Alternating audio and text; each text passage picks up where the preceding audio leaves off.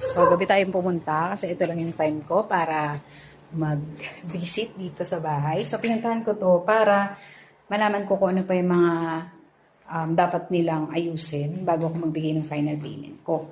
Kung makikita nyo, ayan, nandito na yung linya. Sa mga previous video ko basag yan, di ba?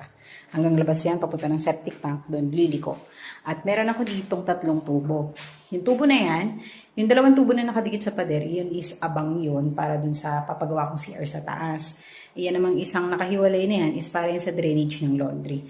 So matangkad siya kasi nga nagbuhos sila para maiwasan malagyan ng bato sa loob. Pero pag ginawa na yan, puputulin yan syempre. Tapos, ang previous kong lababo is nandito, diba?